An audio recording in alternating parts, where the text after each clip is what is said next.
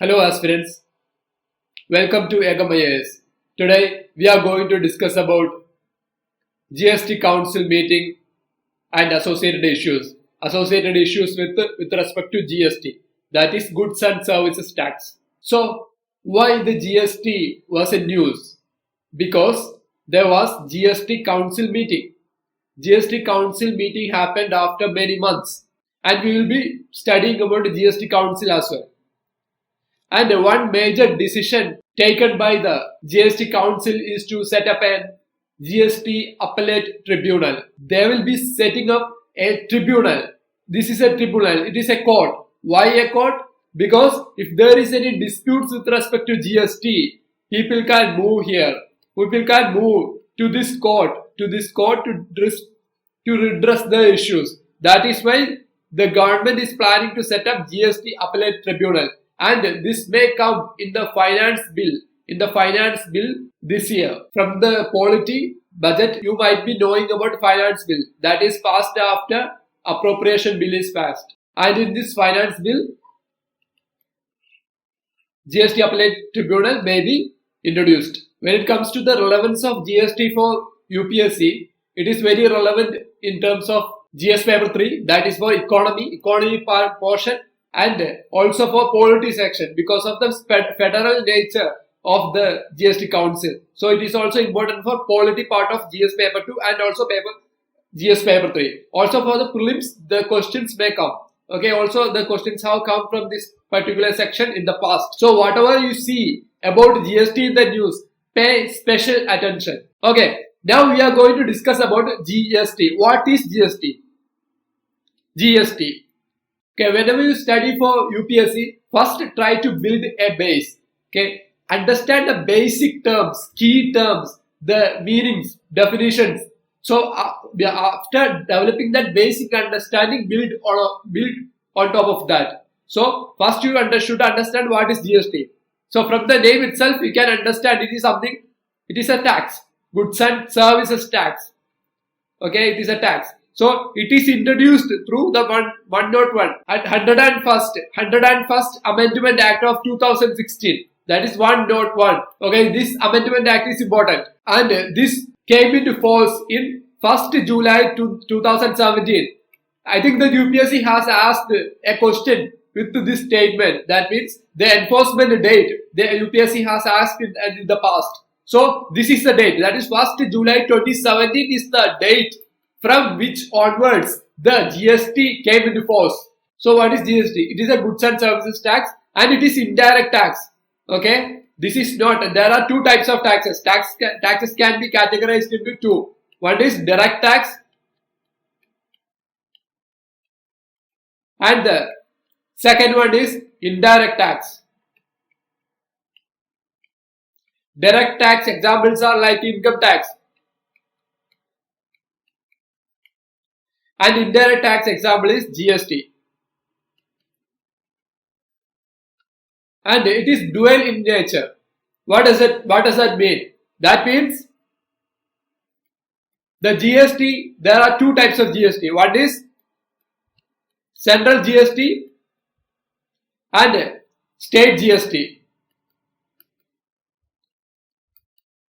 Because this goods and services tax was introduced after subsuming lot of many central and state taxes. Central state taxes were subsumed into GST. So there should be taxes for both states and central. That is why there is a central GST as well as state GST. And these taxes are levied on goods and services at the same time, simultaneously. For example, if there is a product, if this is a footwear, the GST will be levied by both center and states at the same time. For example, if the tax is 18%, 9% will be by the central government and 9% will be by the state government. So that, for example, when you go to a supermarket to buy some products, you can find in the receipt that the central GST will be given as a specific percentage and state GST will be given as a specific percentage. That is, the tax is levied on the same products by both the center and states. So that is one dual in nature. And in addition to these two taxes, there is one more tax that is called integrated GST. What is integrated GST? Because it is a tax. Basically, India has many states. So if one product is moving from one state to another state, there should be interstate tax.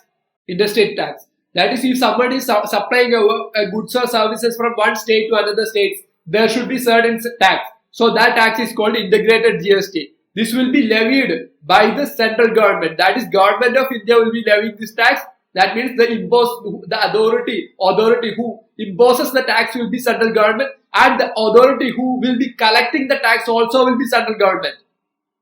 But this tax will be shared with the states. That the central government cannot keep integrated GST to itself, but it has to be shared with the states as well. So this mechanism, this formula for sharing the taxes will be according to a law passed by the parliament on the recommendation of GST Council, which we will discuss later. GST Council we will be discussing later. This is all about the basics of GST. Now we will be discussing some of the important features of GST. While studying the features, you will be understanding why the government introduced GST. GST was actually considered as a landmark reform, landmark step when it comes to the taxation reforms in the country. So we will be discussing why that is a significant step. What GST does is that it creates a national market, a unified national market. You see, this is India.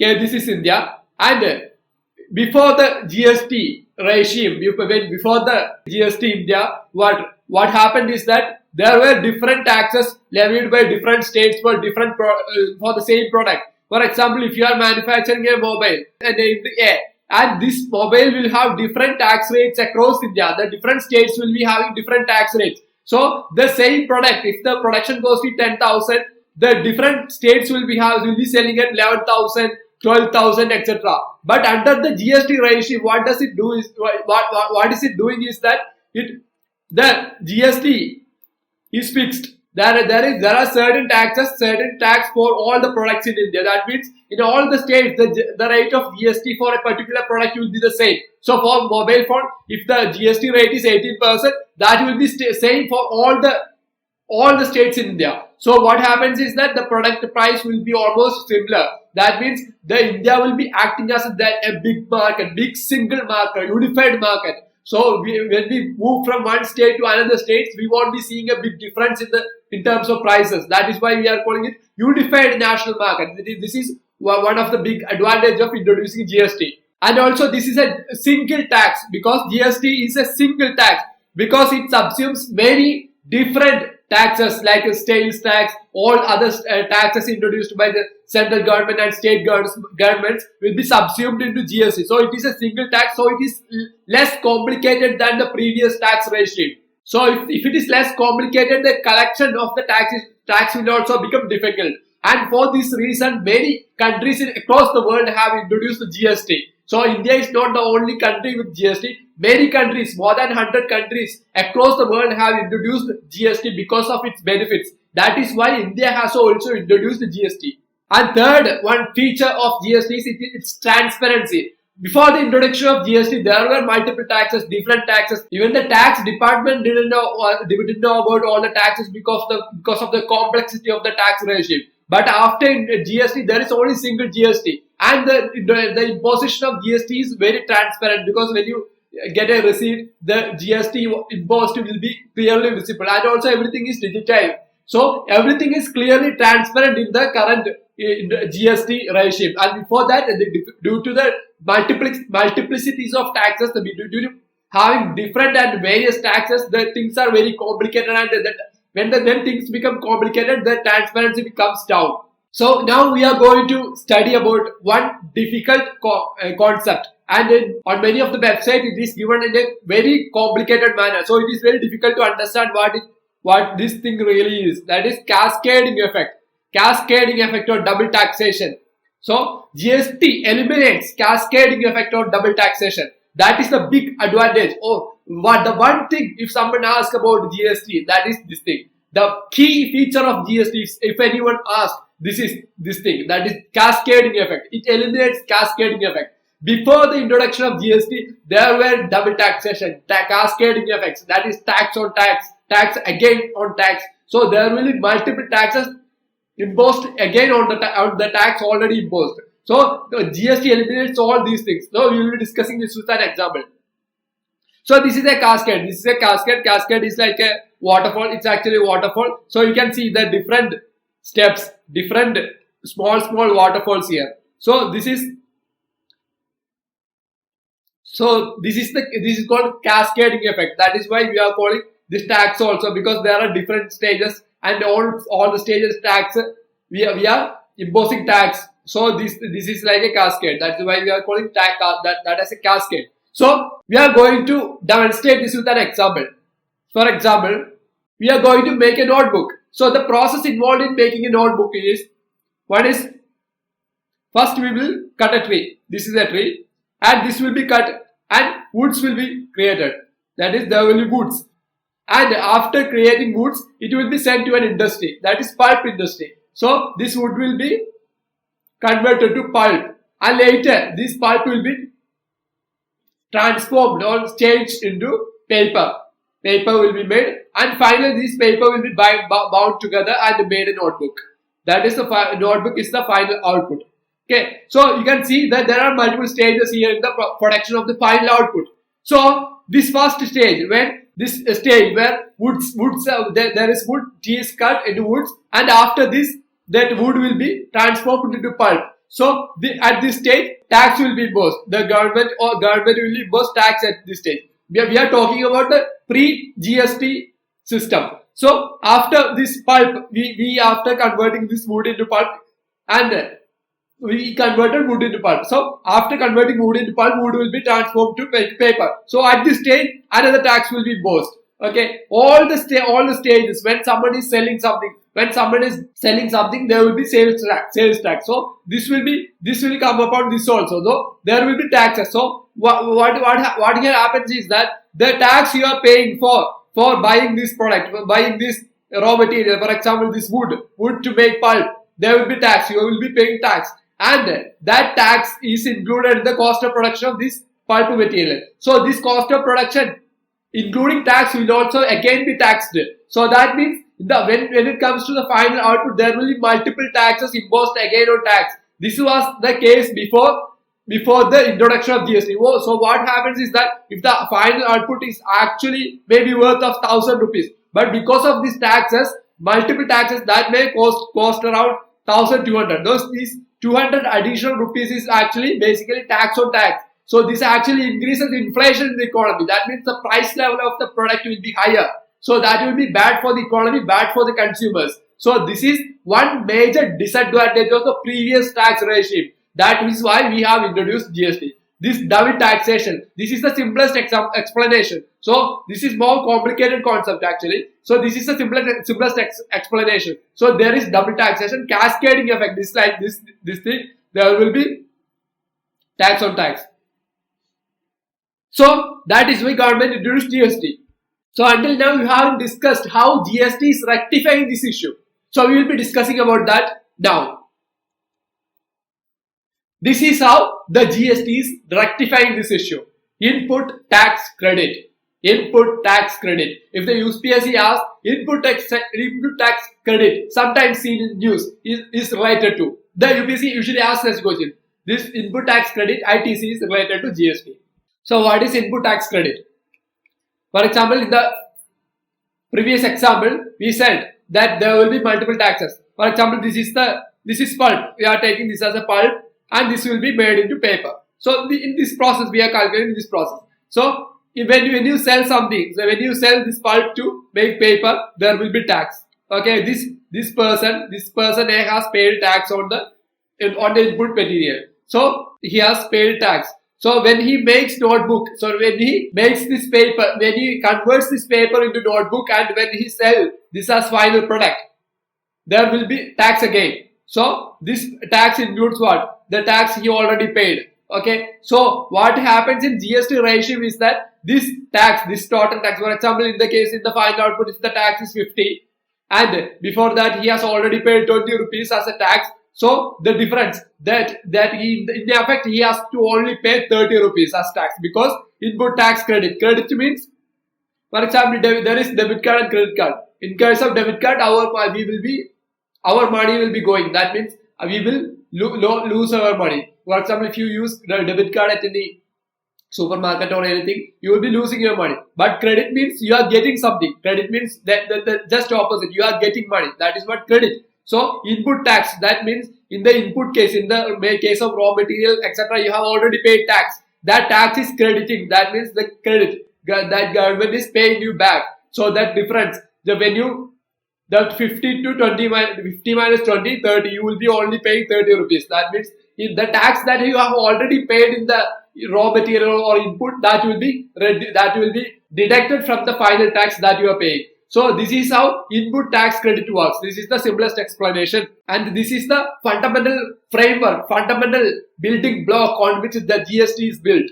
Okay, now we are going to study about what is GST Council. So until now we have discussed about some of the important features of GST. When was it introduced? Through what constitutional amendment the GST was introduced, and what are the key features of GST? So we discussed about cascading taxes and input tax credit and some important features. And now we will be discussing about the GST Council because GST Council was introduced. So that is why we are discussing about GST here. So we will be discussing GST Council. So this is a council meeting. It was a previous meeting, 2022 meeting. So this is how it happens.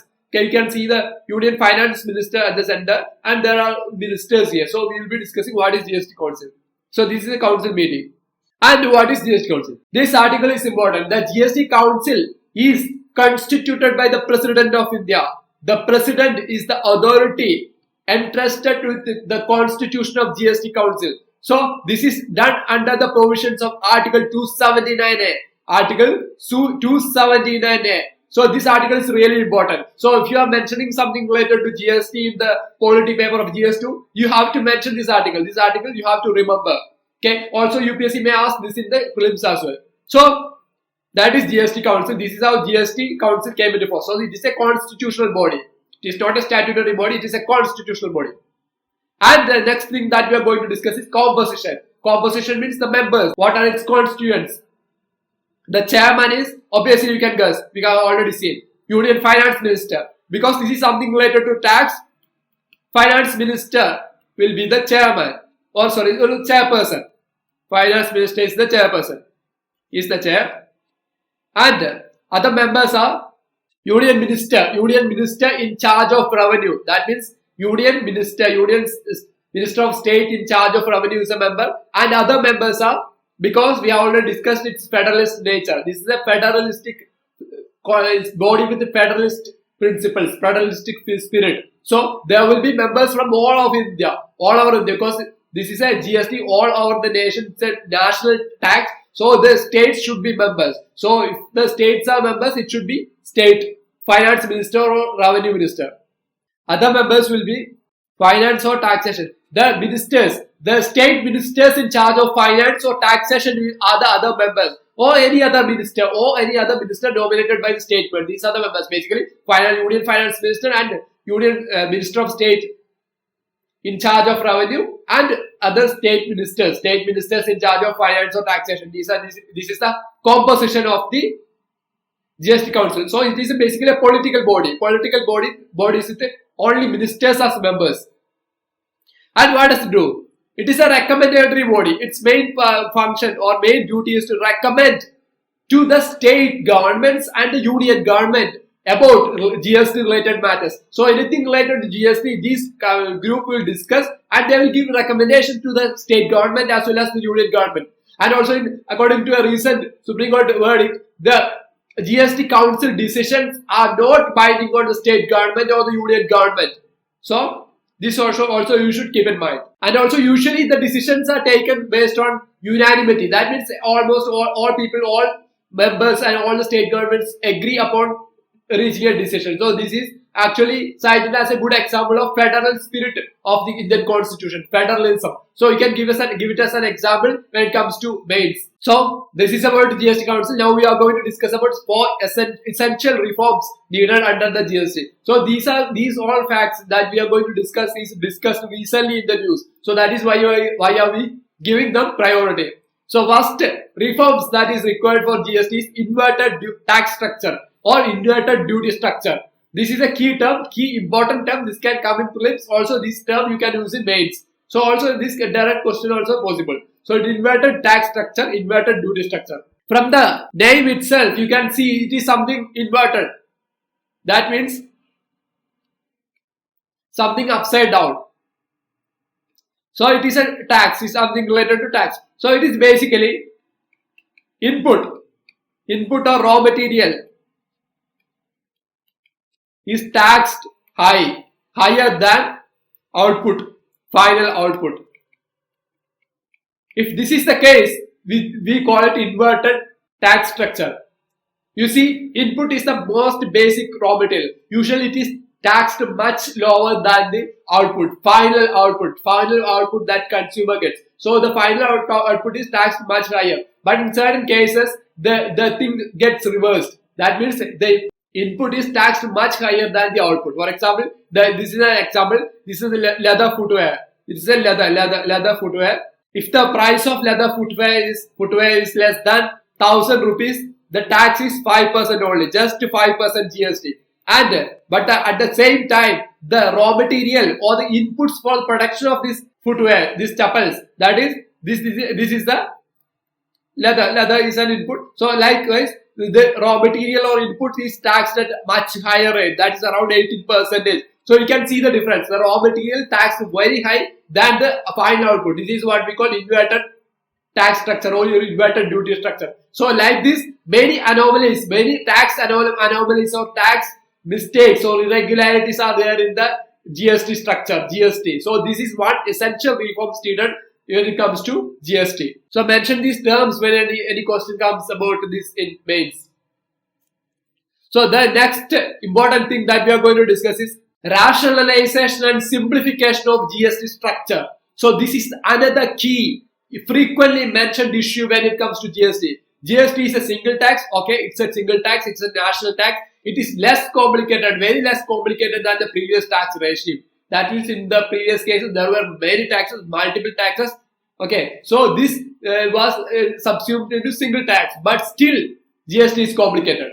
Compared to many other countries, GST is still complicated. For example, I have already discussed that there are many countries, for example, 100 plus countries with the GST. And the majority of the countries have one or maximum two tax rates. So India is one of the very few countries with five tax rates.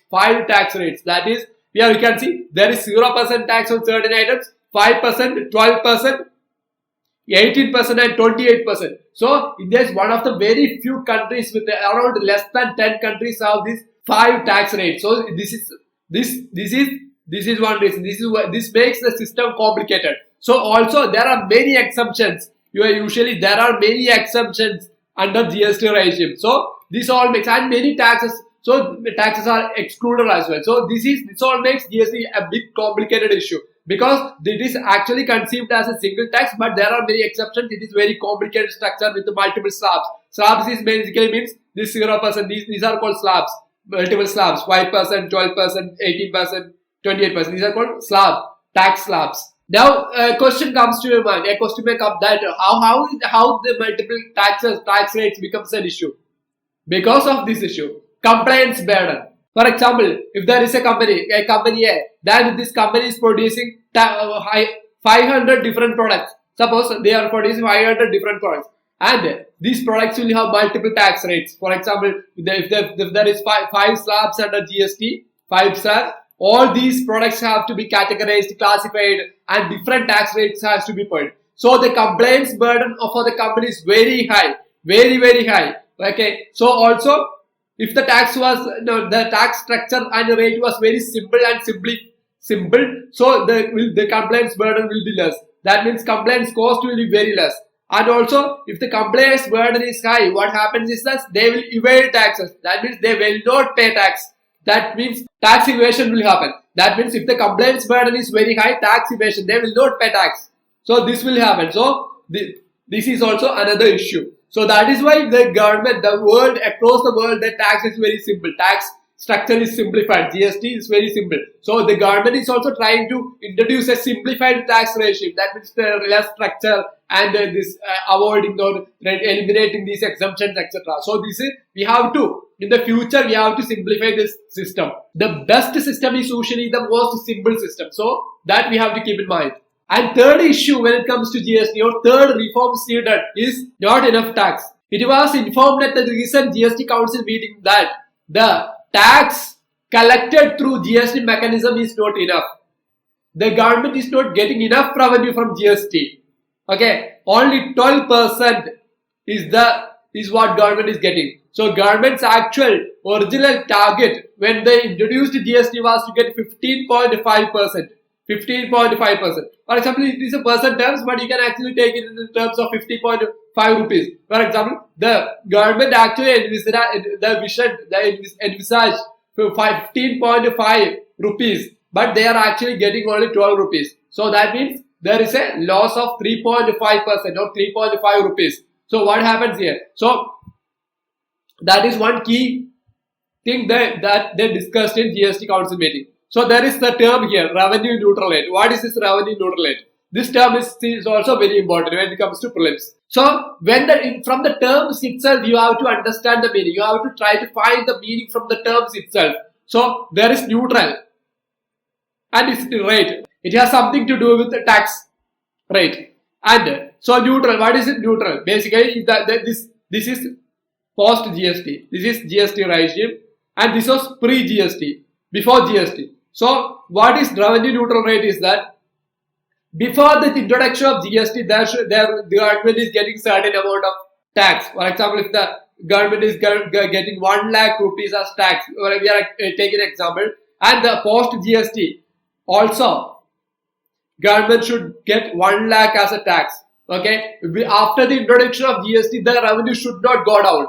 The government should be at least getting the same amount of revenue that the government received before the introduction of GST. Okay, that is called revenue neutral. So, in order to ensure that revenue neutral situation, system, there should be certain tax. That tax is called, or there should be certain tax rate. That tax rate is called 15.5%. Okay, that is 15.5%. So, this is calculated in a complicated manner. So, you can actually understand. You don't have to go into detail, but this is a 15.5% tax rate. If the government is getting, that will ensure that the government is not producing any losses when it comes in terms of tax collection. But if it is less than 15.5, that the current tax rate is 12%. So we are actually not getting enough revenue before even before the introduction of GST. So this is another issue discussed in the GST Council meeting. And finally, we are going to discuss one more issue. That is, one is high tax on some essential items. For example, this is in case of cement. This is cement and it is taxed at 28%. Because cement is an essential item, because it is used for the production, for the building of houses. That is the basic essential thing that is required for the common people. So cement is very essential material, but certain such essential materials are still taxed at a very high rate. That is 28%. 28% is actually assigned for luxury items only. That is high-end products only. But this cement is also taxed at 28%. This is an example. So certain items are still taxed at a much higher rate. So that is a concern for general public. So these are the important reforms that is required in the GST. So the reforms we discussed are, one is about inverted duty structure, and second is rationalization of the taxation structure. And rationalization simply means reduction. That means the complicated taxes are cut down into simplified things. That is called rationalization. And third thing is enough tax. The GST is not generating enough revenue to meet the revenue neutral rate, revenue neutral situation. That is third. And the fourth one is high tax on certain items, certain essential items. So these are some of the important reforms that are required in the GST. And if you have any doubts with respect to anything that we discussed today, you can just comment in the comment section. And also you can give some suggestion on improving the quality of the content. And also if you have any suggestion on doing any topics, you can give in the comment section. All criticisms comments are welcome. And now we are going to discuss one question. The question is, Consider the following statements. GST Council is a statutory body and GST Council decisions are not binding on both the center and the states. So, which of the statements are correct? You can comment the answer in the comment section. And for the answer and explanation, you can see the link of Telegram channel given in the description. With this, I conclude this session on GST Council and the GST. Thank you.